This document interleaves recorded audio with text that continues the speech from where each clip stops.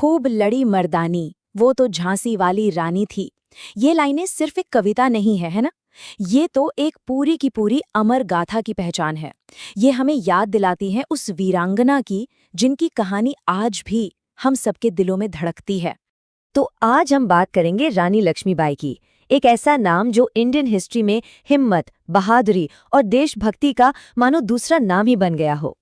तो चलिए इस कहानी में जरा और गहराई से उतरते हैं। आखिर ऐसा क्या खास था इस रानी में, है ना?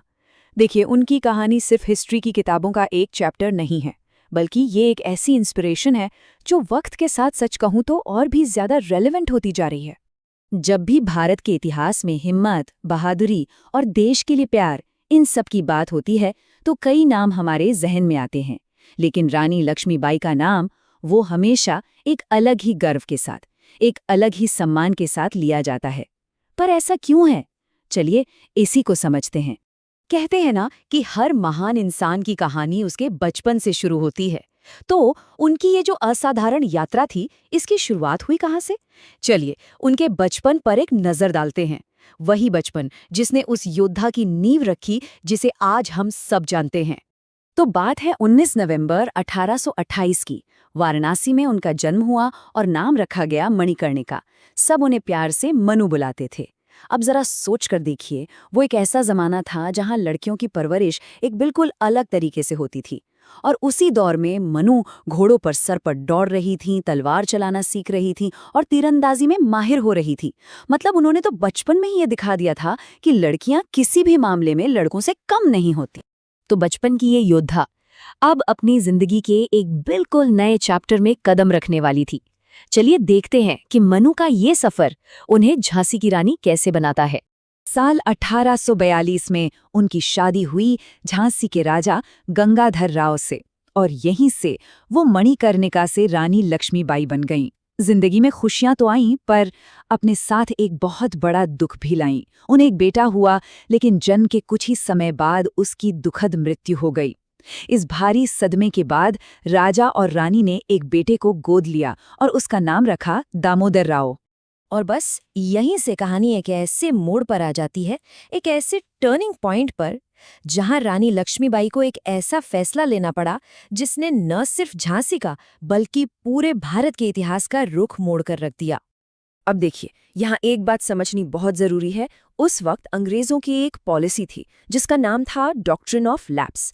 इसका मतलब बड़ा सीधा सा था कि अगर किसी राजा का अपना खून मतलब सगा बेटा नहीं है तो उसके मरने के बाद उसका राजपाट सीधे सीधे अंग्रेजों का हो जाएगा। ये राज्यों को हड़पने की एक बहुत ही शातिर चाल थी। और हुआ भी बिल्कुल यही।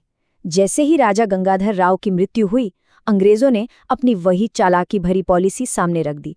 उन्होंने गोद लिए हुए बेटे दामोदर राव को झांसी का अगला राजा मानने से साफ साफ मना कर दिया और बस झांसी को अपने कब्जे में लेने की तैयारी शुरू कर दी। लेकिन अंग्रेजों के इस चाल के जवाब में रानी लक्ष्मीबाई ने पूरी दृढ़ता के साथ सिर्फ 3 शब्द कहे, मैं अपनी झांसी नहीं दूंगी। ये सिर्फ एक लाइन नहीं थी, ये तो अन्याय के खिलाफ एक खुला ऐलाने जंग था। और रानी का ये संघर्ष अब सिर्फ झांसी को बचाने की लड़ाई नहीं रहा। बहुत जल्द ये लड़ाई 1857 की उस महान क्रांति की आग का हिस्सा बन गई, जिसे आज हम भारत की आज़ादी की पहली लड़ाई के नाम से जानते हैं। उन्होंने सिर्फ इस क्रांति को ज्वाइन ही नहीं किया, बल्कि झांसी की पूरी सेना को एक फौलाद की तरह तैयार किया।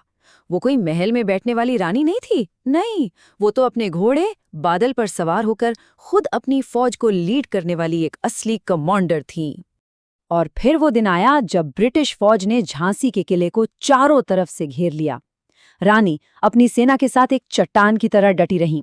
उन्होंने जबरदस्त मुकाबला किया और जब लगा कि हालात हाथ से निकल रहे हैं, तब उन्होंने जो किया वो सीन तो आज भी बहादुरी की मिसाल है।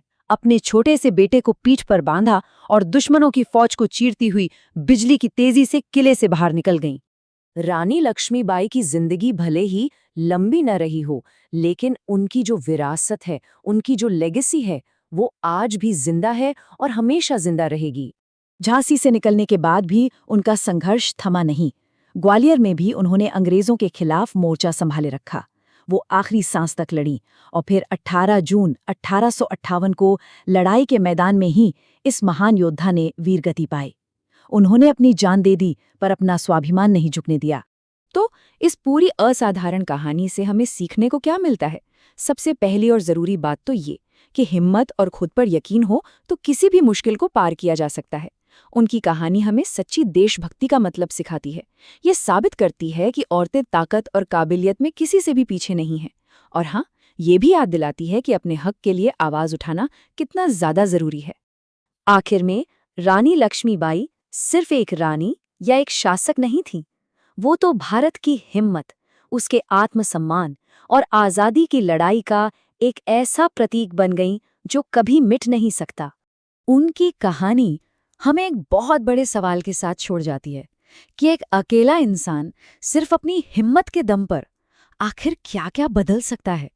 शायद इस सवाल का सबसे अच्छा जवाब खुद रानी लक्ष्मीबाई की जिंदगी ही है।